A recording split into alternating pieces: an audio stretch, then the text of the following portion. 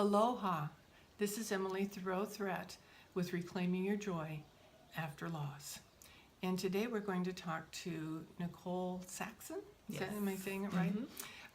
And she is the chaplain here at Maui Memorial Hospital. And we had a really interesting conversation about something she did there at the hospital. And so I thought it would be a good thing to share with you. And we're going to divide this video into two parts. So this one's part A, and then you can also watch part B when it's finished. What Nicole created that I thought was just wonderful is she has the opportunity to work with people who are near death frequently. And she was inspired to create something with one of her patients that I just thought was so cool. And I want to talk to her a little bit about that with you too. So Nicole, you were telling me that with this person, when you knew death was impending, you had asked him something about what would he like for a service or a funeral or memorial. And in that discussion, you ended up coming up with something really different, really cool.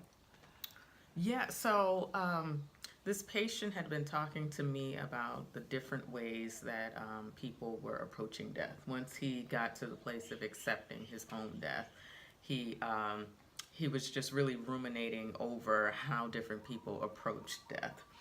And I noticed that he was ruminating over this, and I floated the idea to him of a celebration of life, or what's commonly known as a living funeral. And he loved it. I got the sense that he wanted something big. He was like, he has a big personality. This really fell in line with who he was as a person.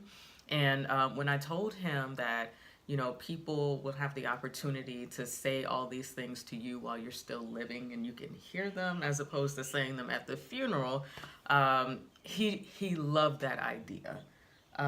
He had gone through a lot of turmoil in his own life, so to have people express what it was that they really appreciated about him during this time felt very right to him. So, yeah.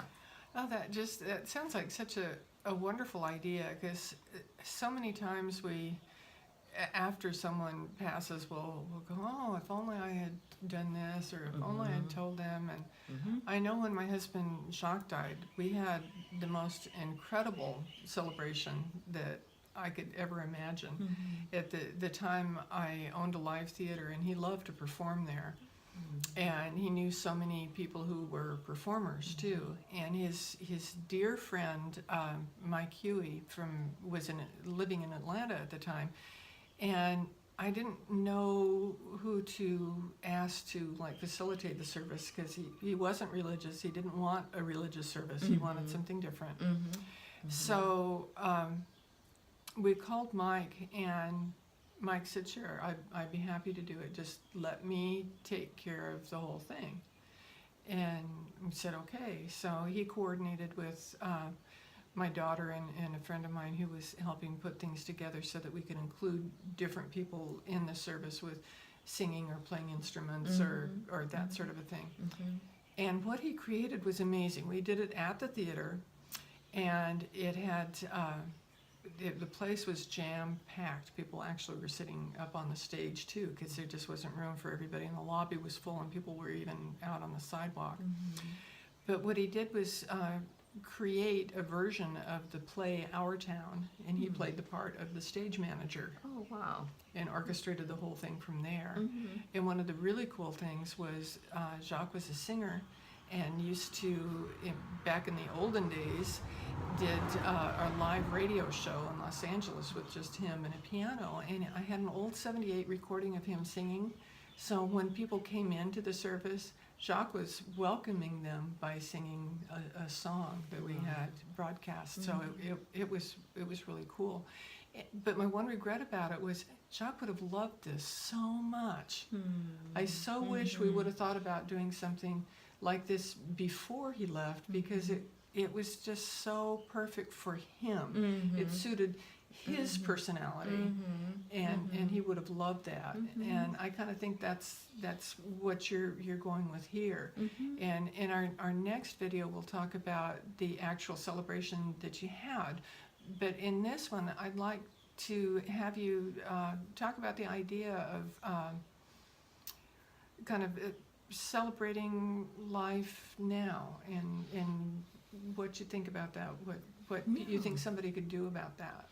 Yeah, well, so I first heard about this when I was taking a death and dying course in divinity school.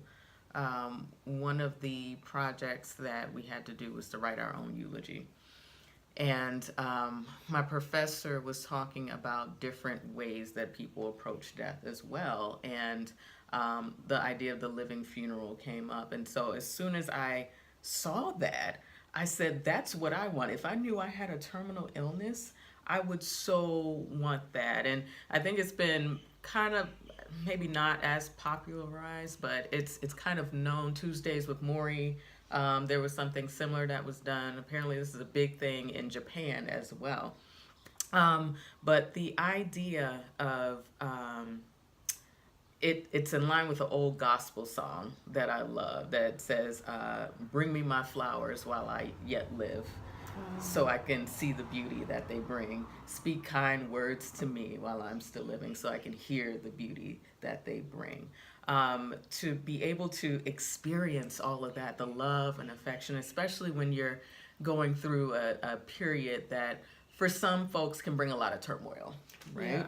Because in this culture, death is not really something that's spoken about. It's kind of taboo to even mention at times. People don't want to fill out advance directives because they think it may bring death on. Like, there are all of these notions around death that can make it seem really scary. So this kind of ceremony kind of serves as kind of a birthing process into it that can make it more more of the norm. It can acknowledge that it's a fact of life. You get a chance, I think, for closure too, not just for the people around them, because I think a funeral after somebody dies, for a lot of people, it can serve as a point of closure.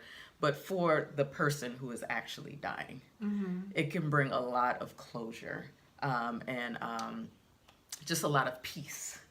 And I've seen that before. It's like, okay, I'm ready. I've seen people like holding on really until they can attend their own service. And it brought them a kind of peace. And it was like, okay, it's okay to let go now. And clearly it brings closure to... it can bring closure to family and friends. I even noticed in myself, there was a different feeling after this death. So I work with a lot of people who die. And if it is somebody that I've worked with for a long time, some of these patients I've had like a year, 6 months, long periods of time, and you really develop a strong relationship with them. Like, it can be very sad when they die. And I go through my process of different rituals that I do to help remember them and cleanse and appreciate our relationship. And I noticed after this particular death, I was okay. Like, there was a sadness there, yeah, but it felt more like closure. I felt like I'd said everything that I wanted to say to them, because we had this point in the ceremony where people could go up to this patient's bedside and, say what they wanted to say. And I said everything I wanted to say. This person knew how much I cared for them. And it felt peaceful. Oh, that's so wonderful. It's a great way to do it. I know when Ron died, we weren't really expecting that he was going to be dying when he did. And with living in Maui, he wasn't able to have contact with a lot of the people that he would have liked to. And so once he decided that it was like the day for him to go on hospice, he said, okay, with the absolute fabulous thing of being able to do FaceTime. He actually called and talked with FaceTime so they could see him and he could see them, to everybody he wanted to say goodbye to.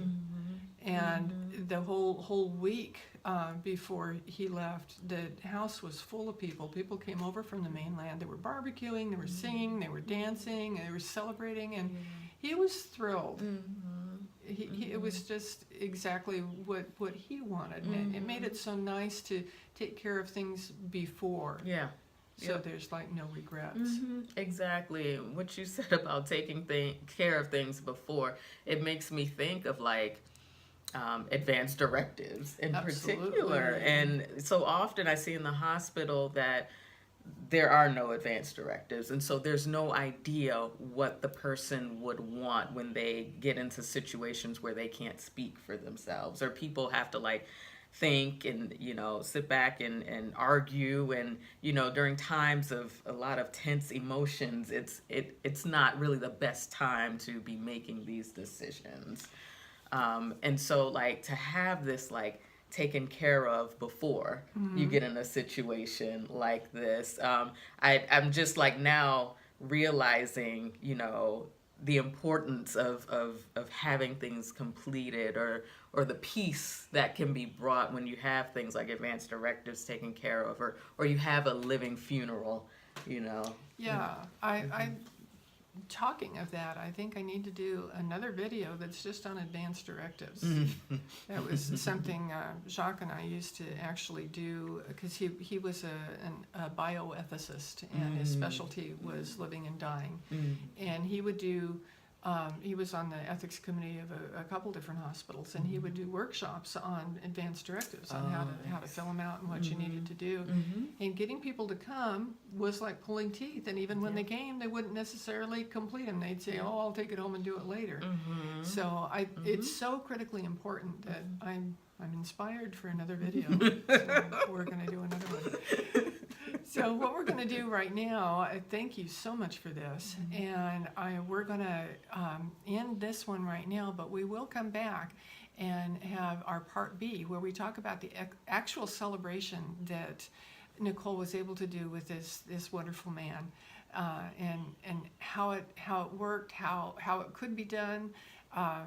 So it give you some food for thought, things to think about. So thank you very much for coming to Reclaiming Your Joy After Loss with Emily Thoreau-Threat, and I'll look forward to seeing you on more videos. Bye.